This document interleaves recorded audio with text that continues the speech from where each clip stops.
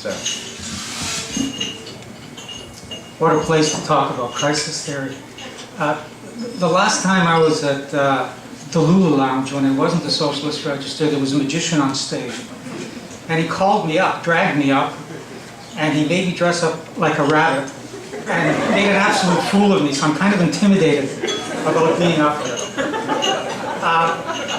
I just want to say something about the politics of crises, about the left predicting crises, and it's not just that crises are bad for people, that we shouldn't cheer on the next crisis. It's also that the assumption that crises are good for politics is wrong. Usually when there's a crisis, what most people want, what most working people want, is to get back to the good old days that were themselves pretty rotten, and they romanticize them. And second of all, it's not just that crises lead to concessions. And I think as Brian and Greg will talk about, when you've got crises like this crisis, it's also a time when you structurally weaken the working class further. So the working class is going to come out of this crisis even weaker. And the second thing about always talking about capitalism going into a deeper crisis or American empire being in decline is that it leads to us underestimating what we're really up against and therefore how much we have to organize to fight. And it also, I think, doesn't pose the question correctly. The real challenge for us isn't to convince people that capitalism is lousy when it's not working. The answer to that is make it work better. The real problem for us is how do you convince people that capitalism is lousy? It's a barrier to human development, even when it's working well, sometimes especially when it's working well. So I'm going to say a few things about crises. And when I'm talking about crises, I'm not talking about the fact that capitalism always has its ups and downs and develops unevenly. I want to address the question of why is it that at certain moments in history, we have these profound structural breakdowns. It seems to happen every 30, 35 years. One at the end of the 19th century, the Great Depression, the 70s, and one today. And they last for a long time. Often last for 10 years, some cases 20 years. And to get out of them, it's involved massive changes in social relations, in the balance of class forces, and it's also meant inventing, if not transforming or inventing, new kinds of institutions. So these are profound events. And I want to make 3 points about them. The first point is that we have to think about this historically rather than trying to find the laws, the general law of crises.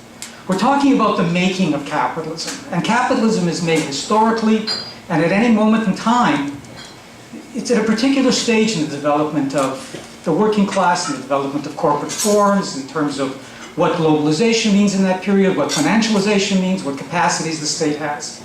So when we're looking at a particular crisis, like the crisis of the 19th century or the Great Depression, we're looking at capitalism at a particular stage in the making of capitalism.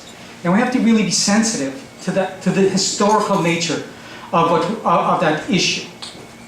The second thing I want to emphasize is that there's a contingency to crises. The question of how long they will last, how deep they'll be, is contingent. And it's contingent for a very systematic reason. It's contingent because coming out of that depends on what kind of resistance there is, what kind of space the working class allows. It often depends on whether capital can invent new forms, new technologies, and whether the state can not only manage the crisis, but invent new forms of management, new ways of containing them, and new ways of moving on. So it's contingent. And when you're in the middle of one of these crises, in the 30s or whenever it is, it's not clear that this is going to end. It's an open question. Nobody knows that. The uncertainty is part of what that crisis is about. The third thing about crises is that when they're resolved, they change a lot of things. And what that means is that the next crisis is going to be distinct and different. This is part of why they are historical and the limits of just assuming the same rules and laws explain crises over time.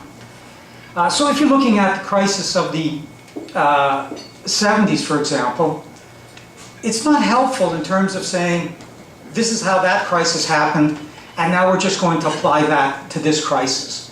What we have to be conscious of is what has changed. The crisis of the 70s ended. It hasn't just been displaced, It hasn't been just postponed. It's actually ended. And it ended and it changed a lot of things. Its end brought a new kind of financialization, a new kind of globalization. It dramatically weakened the working class. It reorganized how corporations operate in terms of value change. It dramatically changed things. And if we're going to analyze crises today, that's where we have to start from. So let me just say a couple of things about the crisis today, and then I'll wrap up. One of the crucial things about understanding the crisis today is that it's not useful to think of it in terms of overaccumulation, underaccumulation, the lack of profitability. Those aren't empirically valid, and they're not theoretically valid. One of the things we really have to understand if we look at this crisis is how finance has changed. We don't just have more finance, we have a different kind of finance today. And the reason that I emphasize that is because it's not useful to think of finance simply in terms of its speculation or it's diverting resources from industry and hurting industry. The problem for capital is that it needs finance, that finance is actually functional to capitalism. On the other hand, finance is very volatile. So they've got to deal with both things. They can't just say, let's stop the volatility of finance and regulate it and control it, because they need the dynamism that finance has actually exhibited. Painful to an awful lot of people, painful to sections of business, but it's been absolutely fundamental to continuing the making of global capitalism. So the thing about finance is to appreciate that it's fundamental to capitalism, it's fundamental to its functioning, but it is very volatile, and that means we're going to have constant crises and turmoil.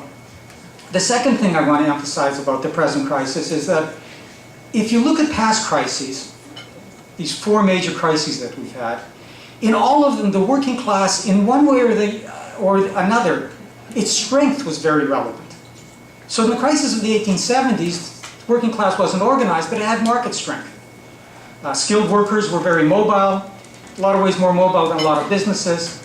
Workers could still go back to the land, to farming. So workers had certain options that gave them a certain amount of strength, whereas capitalism at that point in time was very competitive, and that led to a profit squeeze. In the Great Depression, you have the great sit-down strikes.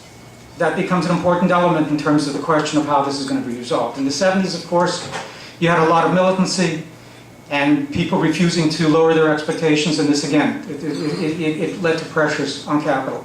This crisis wasn't caused by the strength of workers. In fact, part of workers' weakness was an element in this crisis. So now when we start thinking about the politics of this, we have to deal with the question of finance. And one of the things we have to put on the agenda, as Leo's really been emphasizing every chance he's gotten, is the question of making the financial system into a democratic public utility that addresses our collective needs. And the second thing we have to deal with that makes this crisis so difficult is that weakness of the working class. And so it isn't just a matter of coming up with great ideas, it's a question of how do we build this capacity? How do we renew it? But not just renew it, because the capacities that the working class had before have proven to be very limited. And we have to take that seriously, because I think what it puts on the agenda is not the irrelevancy of unions, but whether we need new forms of working class organization to come out of this crisis. And if we can't get that, whether we can really make advances. So to conclude, I think that what this crisis is really saying to us is that the moderate is now impossible. This is the message from every state, from in Europe, everywhere. The moderate is impossible. And what that means is that the only thing that's practical anymore is the radical. And that's what we have to start talking about. And that's what the next issue of the Register is going to be about. And I think it's going to be a very exciting issue. Thank you.